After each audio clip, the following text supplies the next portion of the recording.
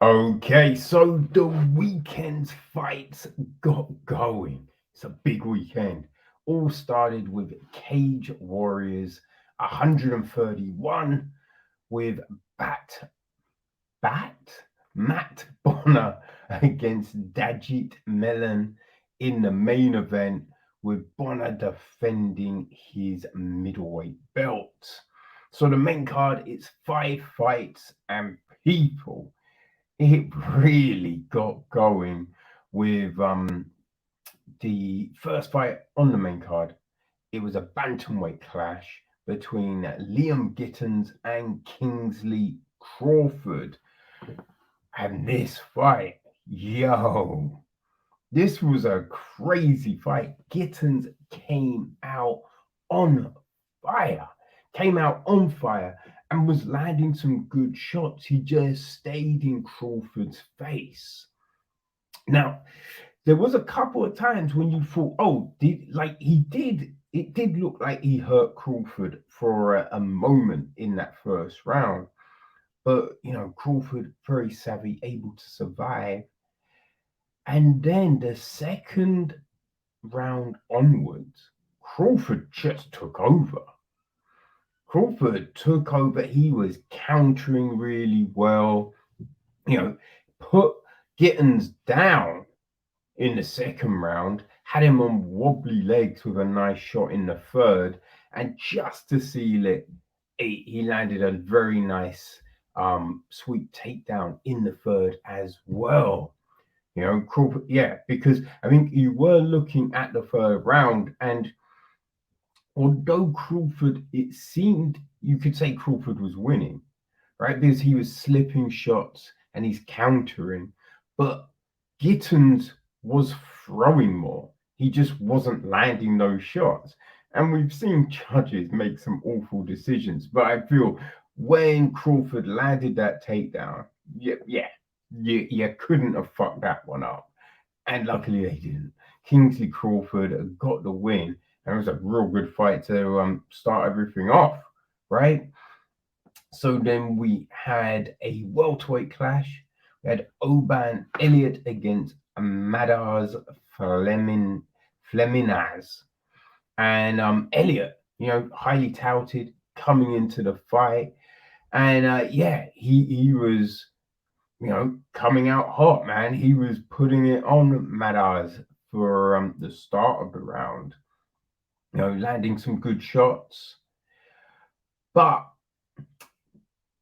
yeah, you saw Madars start to get into the fight probably halfway through that first round. Right now, they both land. It was a weird one because it seemed that the canvas was a little slippery. So there was a couple of times you wondered if either fighter had got tagged. But I feel it was more of a case of the canvas being slippery. Luckily, it wasn't as slippery as that crazy. I think it was 2019 when, man, it was just seemed waterlogged and both fighters were just slipping everywhere and they had to cancel the fight. Nothing like that, luckily. But yeah, Madars, he seemed to start impose his will, and Elliott just seemed to get tired. He got tired, and Madars was able to take him down. Elliott got up, but Madars took him down again. In the second round, Madars continued that, and then he just started to ground and pound. Not hard shots, but he just kept busy. And Elliott just didn't seem to know what to do. And in the end, the referee called the fight. Just, again, not because they were crazy hard shots, but Elliott just wasn't doing anything, right? And so, you had to call it. So then we had the first of our two middleweight fights on the main card. Right, we had Justin Moore making his Cage Warriors debut against Christian Leroy Duncan. And This was actually, no, I have jumped a fight. I have jumped a fight. No, the first of our middleweight fights was Will Currie against Nikola Zatev, right? And this was a crazy fight, right? Zatez, he took center, coming out, right? Curry's throwing a lot of kicks. None were really landing. And Zatez is able to get a huge takedown. Big, picked him up, slammed him down. But straight away, Curry's being active off the back. And he throws one leg up. He throws one leg over the, the shoulders, right? Which you kind of think, right? You would know what that could be leading to. You know what I mean? There's only a few things that could be leading to. But Zatez does nothing. Literally nothing. And he has one of Curry's legs trapped, but it doesn't really think. And Curry is extricating that leg, gets it out, which as soon as the leg comes out, you think Zatez would like move back, sit up, something. Nada. Nada. Right? And allowed Curry to throw in a triangle. Which you were just like, what? It was a slow triangle. It's a slow triangle. Zatez should have been able to defend this shit. Didn't defend it. Curry slapped that triangle. Like Curry, can't fool Curry. Curry did everything. He was just in a weird position at the start, got himself out, got a triangle. You know what I mean? So he had the triangle, and then he starts to just come with those elbows to the top of the head.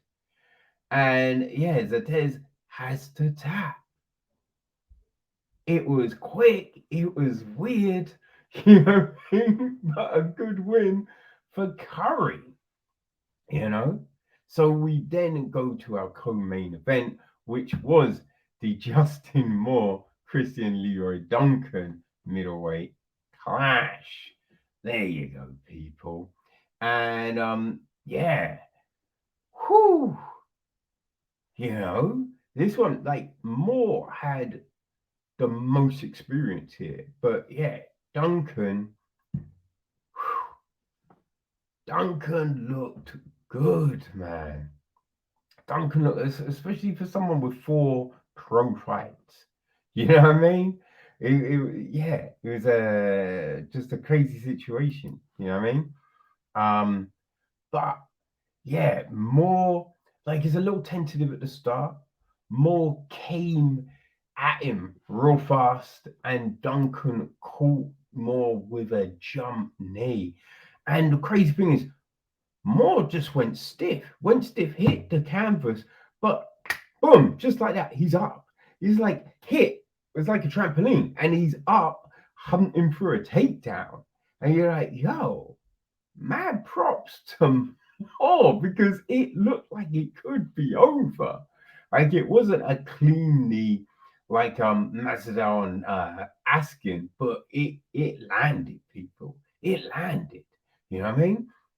And so, yeah, we see Duncan, you know, be able to you know what I mean, get out of the situation. And he's throwing some good shots, but he did try and go to the well a few times with that jump knee. Wasn't able to land it again. And doing that, he allowed Moore to clinch up with him. But he eventually got into space, landed some good shots, got his own takedown. And he got on the back of Moore. Well, he was in mount, and yeah, Moore, he gave up his back, and Duncan took it. He didn't really have the hooks in, but he got underneath that chin and just applied that squeeze. Applied that squeeze, and yeah, Moore could do nothing but tap. Whew! Very good win for Christian Leroy Duncan, people. Oh yeah. But only problem is, yeah, I mean, it's putting him up there with real high level competition, which, he's clearly got the talent, but so young in the game. You know what I mean? He's now 5-0, but yeah, no playing around now. You know what I mean? He's gonna be swimming with the sharks, baby. And that takes us to the main event. Matthew Bonner defending his middleweight title against Djati Mélan. Now, the crazy thing about this fight was some of the comments Bonner had made leading in, saying he didn't feel as motivated as he did when he was chasing the belt, which does seem a little crazy because this is your first defense. First defense against an undefeated fighter. You know what I mean? So you would think that would be something. You would be up on that. You'd be like, yo, I want to defend this belt. You know what I mean? But yeah, so that was a little concerning. And yeah, I feel his lack of motivation kind of showed because Melan took him down with ease, and just dominated the first round.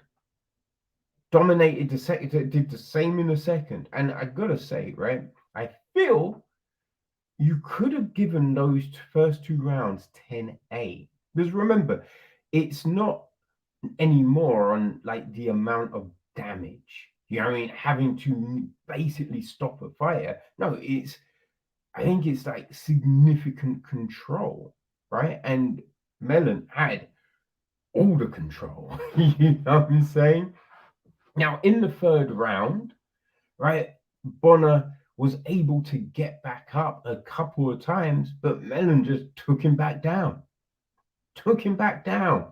Right, in the fourth round, you could see Melan was tired, but again, still, boom, took Bonner down, repeat, and every time Bonner got up, he just took him back down with ease.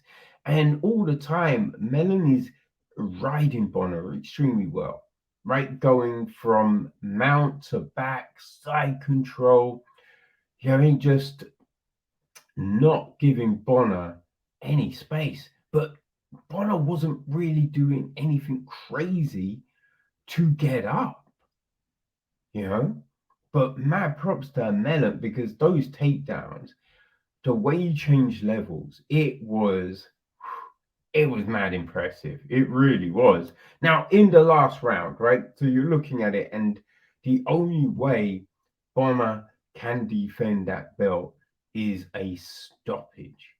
Melan is mad tired. So Bonner's coming at him. He's swinging. But Melan, he's still able to get some takedowns. And yeah, Bonner was throwing some big shots and everything like that. But yeah, Melan survives and walks away with the win. Now, the commentary team, I know it was Dan Hardy and Brand Walton, and I cannot remember the last dude. But yeah, they were saying that, if Bonner had done that earlier, maybe he could have, kept his belt. But I would say the reason that Melan was tired was probably because all the takedowns. And this was the first time in the championship rounds. So I would wonder if Bonner had been able to get up, say, in the first round, we may have seen more stand up from Melan. And, it would have been a point where he's not tired. So I don't know if anything would have changed, but what we did see, Melan, mad impressive. mad impressive. You know what I mean? And I'm sure because now he's done the 5 rounds, right? He knows what that's like. So he knows the extra cardio work that he would have to do, the extra stuff he will have to do in training. And we've seen it so many times. As soon as someone wins the title, they level up.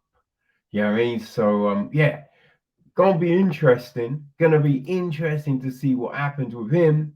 But that's it. That's the first of our Cage Warrior double headers, and yeah, the opening of the weekend. So it's LFA next, and then we're over Saturday with UFC and another Cage Warriors. So yeah, fun times, people. Fun